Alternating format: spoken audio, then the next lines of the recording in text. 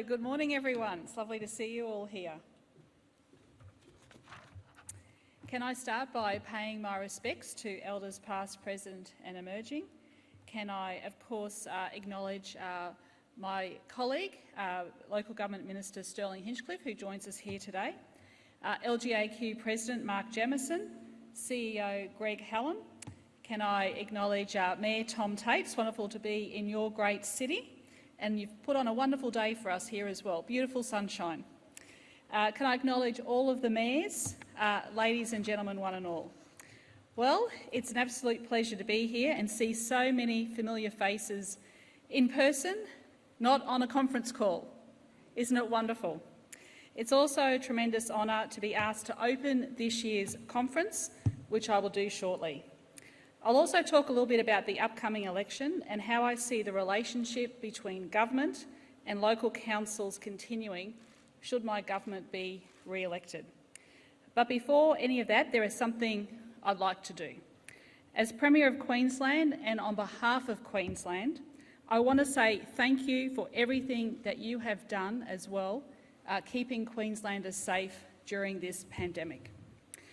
When this year started, we had every expectation that what was happening in other countries, we didn't think would happen here in Queensland as well and across Australia.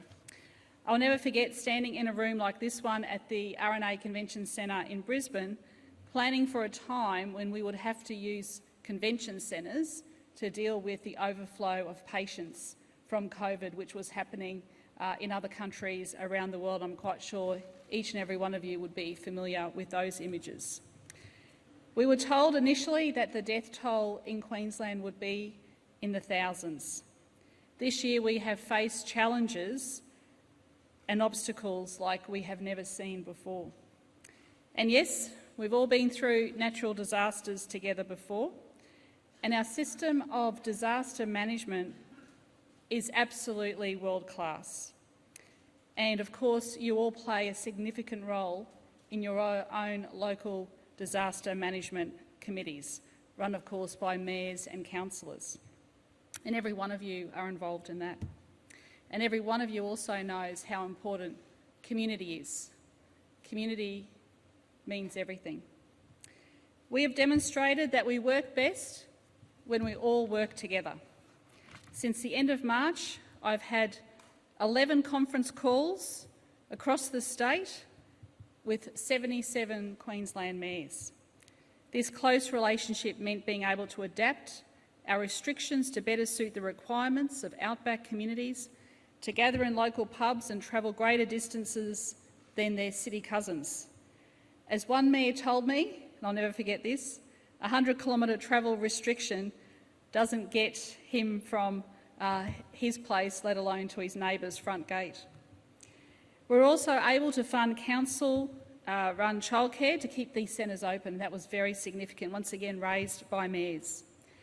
The LGAQ was a key part of the Queensland Industry Recovery Alliance that delivered a special $200 million COVID Works for Queensland initiative and the $50 million South East Queensland package as well. As I travel around Queensland, it is absolutely inspiring when the mayors showcase to me what they have done with Works for Queensland money. It's actually changing their cities and their towns. Works for Queensland is about direct employment. It's about jobs, and it's about local jobs. It's about local infrastructure, it's about your community, it's about transforming your cities and towns. These programs have been diverse and wonderful. I can't list all of them here today, but let me share a few of them to give you a snapshot. Sewage treatment plant upgrades in Mackay, Fitzroy Bank protection in Rocky, upgrading the popular Cairns Lagoon, channel and floodway replacement in the Fraser Coast region, $300,000 for the Longreach Library refurbishment, creating and supporting 34 jobs. And I've had the opportunity to visit that myself. A new splash park for Wujal Wujal. Since 2016, Works for Queensland has delivered $800 million in funding for local councils, supporting some 26,000 jobs and delivering more than 2,400 projects across Queensland. But I want to do more. Today I announce that a re-elected Palaszczuk government will deliver another $600 million for Works for Queensland and SEQ community stimulus package programs across Queensland.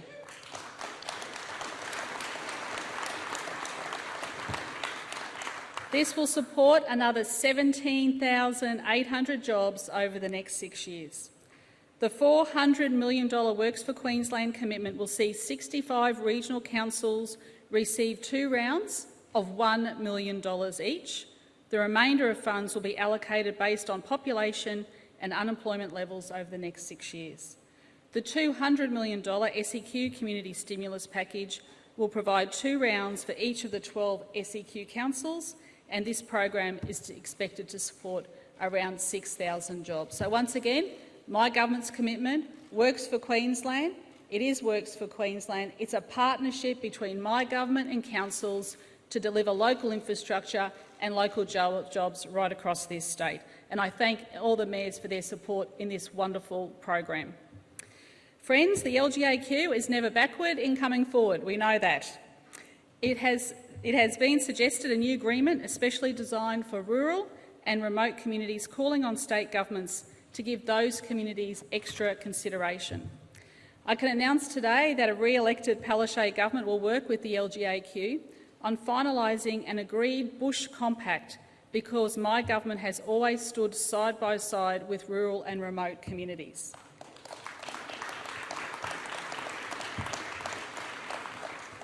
That is why I can announce $3.5 million for localised mental health responses for rural councils, offering grants up to $75,000 for 45 rural councils to work with their local communities to deliver tailored local mental health measures. This is so important out there. I know it's something that will go a long way in helping people.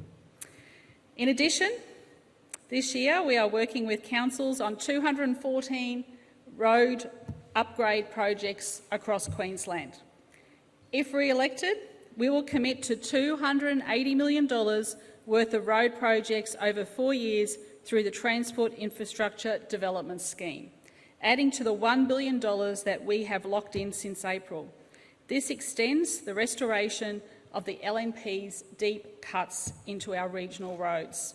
The 50-50 partnership with councils will support approximately 230 direct jobs, local road crews, truck drivers, traffic controllers, as well as local small business operators.